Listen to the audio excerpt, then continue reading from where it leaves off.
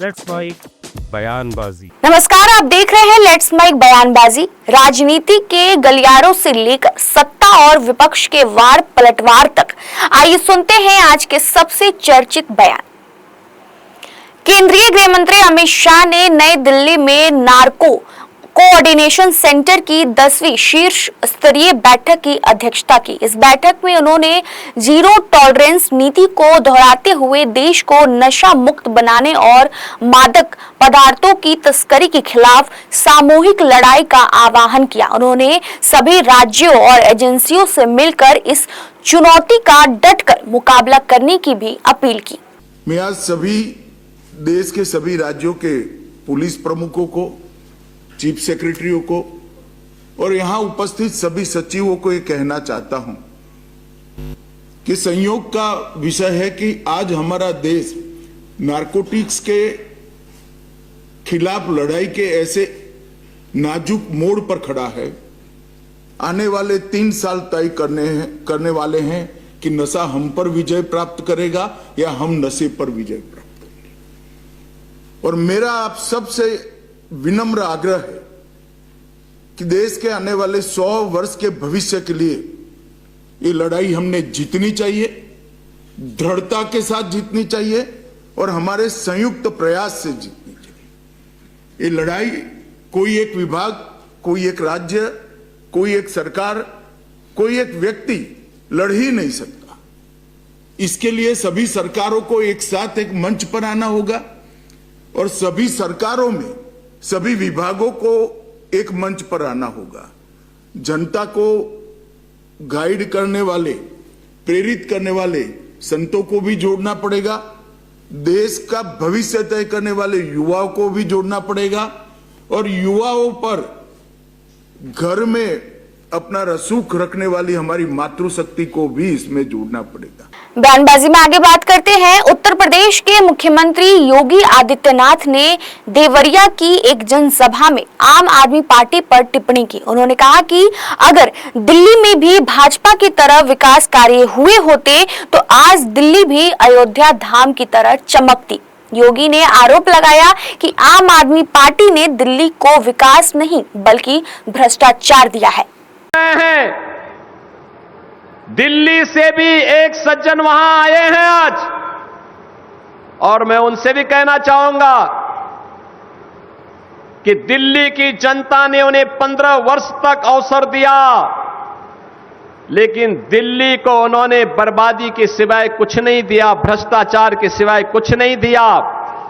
आज मैं उनसे पूछना चाहूंगा, अयोध्या कोई डबल इंजन सरकार ने 9 वर्ष में जो सजाया है, जो संवारा है, देखें इस मॉडल को और फिर अपने कारनामों पर पश्चाताप करो कि अगर यही न्याय जो अयोध्या के साथ डबल इंजन की बीजेपी की सरकार ने किया है, अगर यही न्याय आम आदमी पार्टी दिल्ली के साथ करती, दिल्ली भी ऐसी ही चमकती जैसे आज अयोध्या धाम चमक रहा है।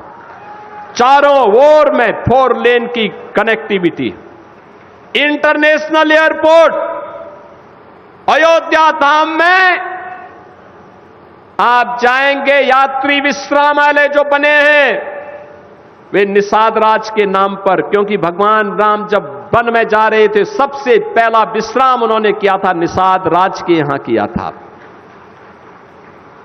वन में गए थे 14 वर्ष के वनवास के उस कालखंड के दौरान भगवान राम ने माता सबरी के बेर खाए थे, इसलिए रसोई अयोध्या धाम में बन रही है माता सबरी के नाम पर। भगवान राम के साथ संवाद, हम सबको जोड़ने का काम अगर सबसे पहले किसी ने किया है, त्रिकालदर्शी ऋषि महर्षि वाल्मीकि ने किया है, तो अयोध्या का इंटरनेशनल एयरपोर्ट महर्षि वाल्मीकि के नाम पर। बहन और भाइयों, वहीं दूसरी ओर मुख्यमंत्री योगी आदित्यनाथ ने कांग्रेस पर तीखा हमला बोला। उन्होंने कहा कि जो लोग कभी राम जन्मभूमि मंदिर का विरोध करते थे, आज वही अयोध्या पर सवाल उठा रहे हैं। योगी ने कहा कि यदि किसी के पास कोई सबूत है तो वह एसआईटी के सामने पेश करे, लेकिन बिना प्रमाण के राम भक्तों की आस्था पर सवाल उठाना बंद करे। याद करिए, कांग्रेस ने देश को लूटा ही नहीं था, नोचा था। बेईमानी और भ्रष्टाचार के कीर्तिमान स्थापित किए थे। बेईमानी और भ्रष्टाचार के जो कीर्तिमान स्थापित किए थे, वे आज अयोध्या पे आक्षेप लगा रहे हैं। बहनों और भाइयों, ये स्वीकार्य नहीं। सरकार की जो मंशा है, सरकार ने पहले दिन कहा कि दूध का दूध और पानी का पानी सबके सामने आएगा, लेकिन मैं फिर से अपील करूंगा, राम भक्तों की अग्नि परीक्षा मत लो। राम भक्तों के साथ, उनकी आस्था के साथ खिलवाड़ करना बंद करो। अगर तथ्य नहीं है, पुष्ट प्रमाण नहीं है, तो आरोप प्रत्यारोप बंद करो, और प्रमाण है तो एसआईटी को सबूत सहित प्रमाण प्रस्तुत करो। एसआईटी की सिफारिश के अनुरूप। चलिए बयानबाजी में आगे बात करते हैं। पश्चिम बंगाल के मुख्यमंत्री शुवेंदु अधिकारी ने टीएमसी सरकार पर टिप्पणी करते हुए कहा कि पिछली सरकार ने तुष्टीकरण, भ्रष्टाचार, परिवारवाद और बंगाल को पीछे ले जाने का काम किया। उन्होंने कहा कि जब राष्ट्रवादी सरकार आएगी तब विकास के सभी कार्य तेजी से होंगे। रिनोवेशन नहीं किया गया है, क्या कहेंगे सर? रास्ता का खुलेगा। पिछले सरकार का काम तुष्टीकरण, भ्रष्टाचार, परिवारवाद और बंगाल को पीछे ले जाने का काम किया। ये सब काम तो उनका नहीं करने का मकसद था। राष्ट्रवाद, देश प्रेम, ऋषि बंकिम चंद्र, कवि गुरु, ये सब काम उनका नहीं करने का, उसका एजेंडा में नहीं था। अभी राष्ट्रवादी सरकार आया, ये सब काम होगा। और वंदे मातरम का 150 साल भी चल रहा है। हम लोग बजट में डिक्लेयर किया है एक बड़ा म्यूजियम होगा, नेशनल लेवल का म्यूजियम, वंदे मातरम म्यूजियम। चलिए बयानबाजी में आगे बात करते हैं। राजस्थान विधानसभा में नेता प्रतिपक्ष टीकाराम जूली ने कांग्रेस प्रदेशाध्यक्ष गोविंद सिंह डोटासरा के पर्ची से बनी सरकार और मंत्रियों की नौटंकी वाले बयान का समर्थन किया। टीकाराम जूली ने कहा कि राजस्थान में हालात बेहद चिंताजनक है। मंत्री अपने विभागों की समस्याएं सुलझाने के बजाय अन्य मुद्दों पर ज्यादा ध्यान दे रहे हैं। आज जो हालात पूरे राजस्थान की बनी है, यानी अभी आपने पिछले दिनों पढ़ा होगा कि जलदाय मंत्री के गांव में पानी नहीं है, बिजली मंत्री के मोहल्ले में बिजली नहीं है, जेल मंत्री को जेल से जान से मारने की धमकी मिल रही है, गृह मंत्री का जिला क्राइम में पूरे प्रदेश में नंबर 1 है, मुख्यमंत्री, गृह मंत्री सब एक ही है, क्राइम में नंबर 1 है इनका जिला। कृषि मंत्री जी लगातार जो है नकली खाद और नकली बीज के लिए छापे मार रहे हैं, यही बात तो कही उन्होंने। और शिक्षा मंत्री जी एजुकेशन के अलावा हर विषय पे बात करते हैं, एजुकेशन पे नहीं बोलते हैं। राजस्थान के अंदर ड्रॉप आउट बढ़ा है, राजस्थान के अंदर नामांकन घटा है, राजस्थान के अंदर scholarship, school dress, scooty, cycle समय पे नहीं बढ़ रही हैं। राजस्थान के अंदर 1.5 लाख से अधिक जो है एजुकेशन के पद खाली पड़े हैं।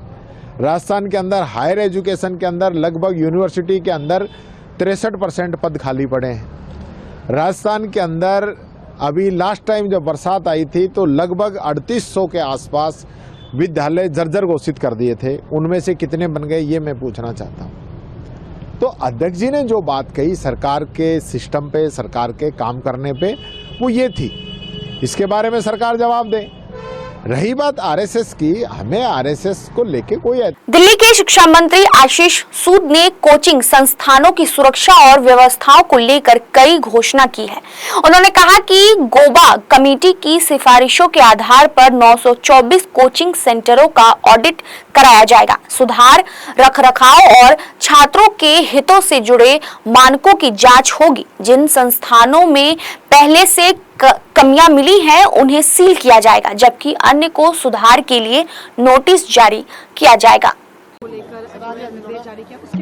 देखिए, कोचिंग माफियाओं के संदर्भ में सरकार ने एक गोवा कमेटी की रिपोर्ट को स्वीकार करते हुए सरकार ने एक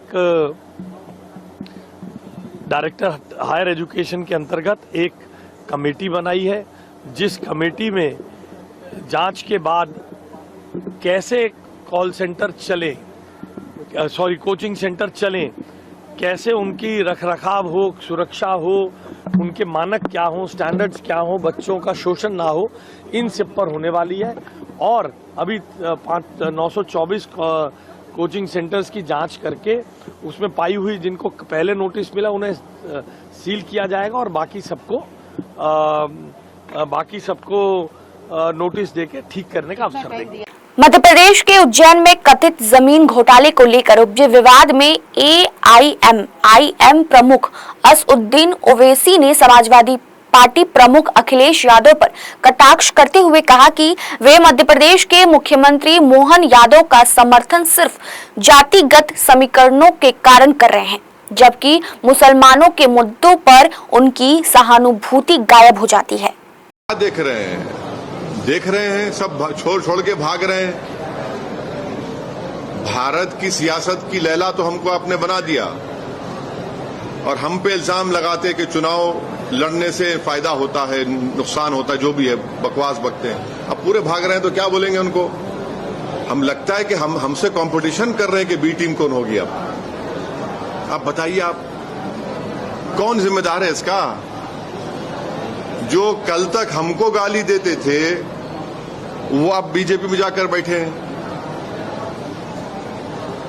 अच्छा, ये मध्य प्रदेश का मुख्यमंत्री का वो एक्सपोजे आया, एक इंडियन एक्सप्रेस अखबार रिपोर्ट किया कि उनके परिवार को फायदा हुआ, अखबार ने रिपोर्ट किया।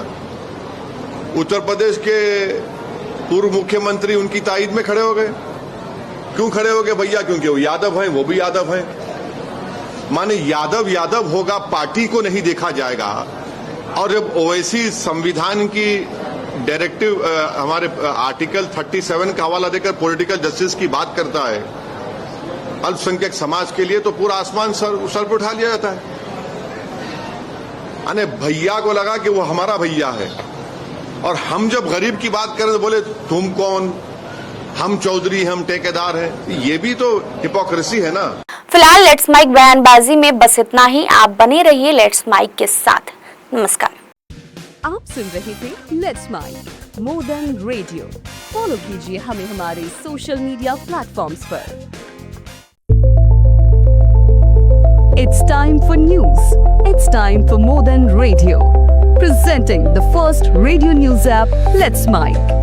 Let's Mic, a news-based app on your phone where you get to watch and listen news, talk shows, interviews, radio show podcasts. On Let's Mic, you get all relevant information of TV, print, radio, podcast, and digital. Let's Mic talks about every segment of life.